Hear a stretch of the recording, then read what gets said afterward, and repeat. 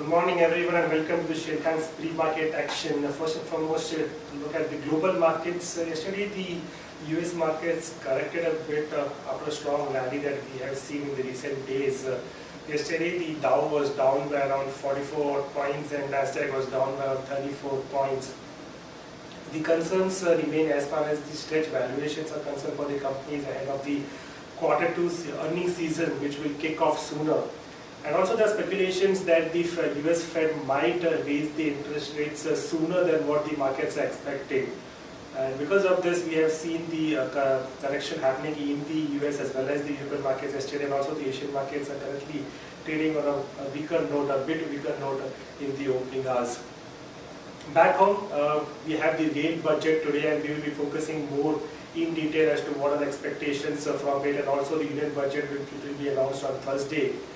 As far as the flows are concerned, yesterday we saw, although the FIs were positive to the tune of around 198 crores in the cash markets, but in the futures and options segment we saw the FIs net sellers to the tune of around 1,487 crores. Let's have a look at the derivative data as to what are the further cues going ahead for the markets.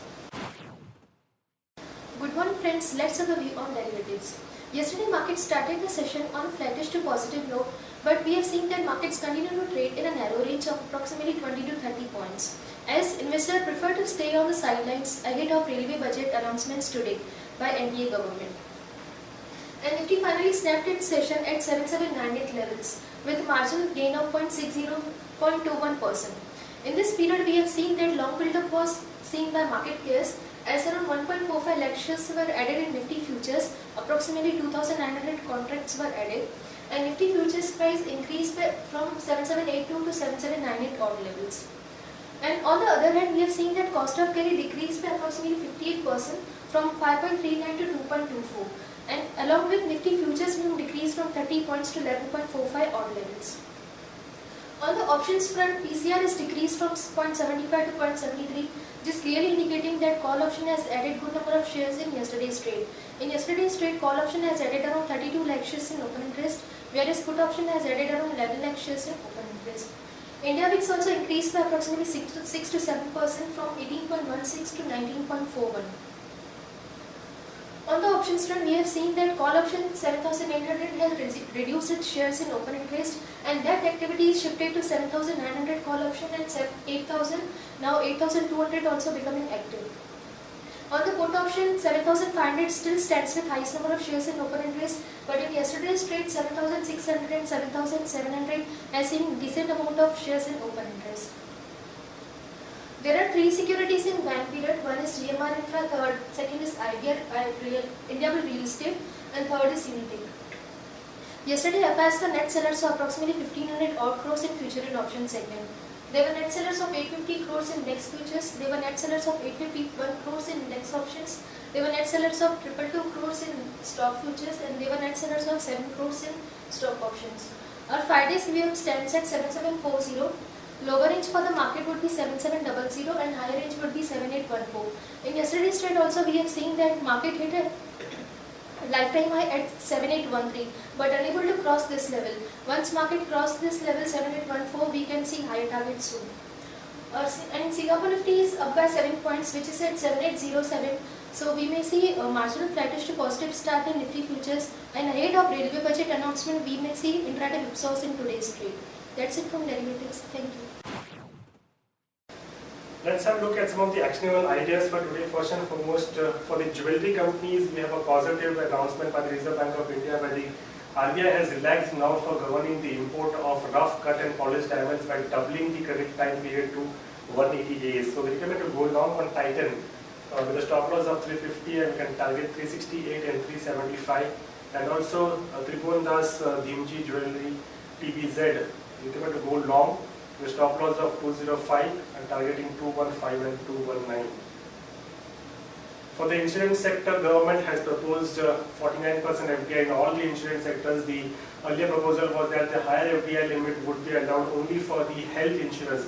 Now the government plans to cap the voting rights at 26% and insist on also a local CEO.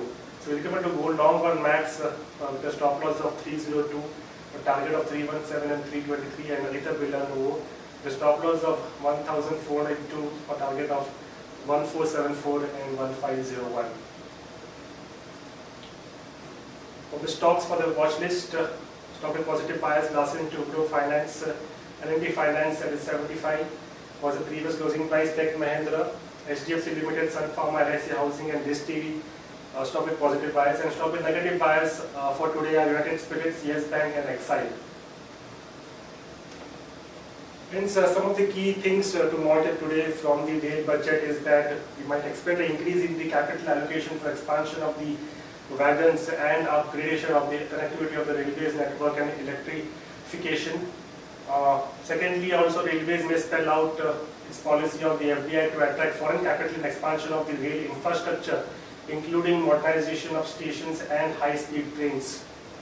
And lastly, with the focus on the alternative fuel, the budget might have proposals for the biodiesel plant and the LNG locomotives in view of the increased fuel prices. On the other news update, from the Arvind Limited has planned to increase its borrowing limits from the current level of Rs 3,000 crores to 5,000 crores, and this is to fund its current business activity as well as the expansion plans. And there are likely consideration in the government to fund 1 lakh solar power pumps from the National Clean Energy Fund, which will be beneficial for all the solar power pump manufacturers, suppliers like V-Guard, Kirloskar Brothers and Shakti Pumps.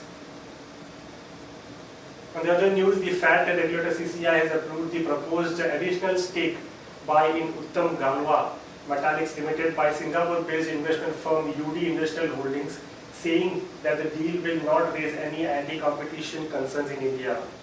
On the other news, in a major revamp of the natural gas allocation policy, the government will give city gas projects selling CNG to automobiles and piped cooking gas to households topmost priority for receipt of domestically produced gas. Presently, the urea manufacturing fertilizer plants have the first right over the domestically produced gas city distribution or SCGD projects which are ranked 4th currently.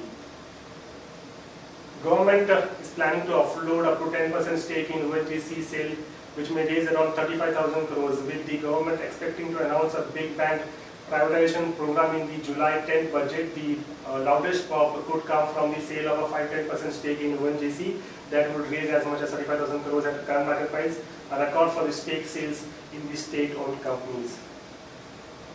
Vedanta Resources is mulling a 5 million ton per annum steel plant in Karnataka, which may entail an investment of Rs 30,000 crores. The mining and the metals conglomerate has already initiated a feasibility report for its proposed foray into the steel sector through a joint venture, but it is yet to commence talks with a potential partner, which source has mentioned.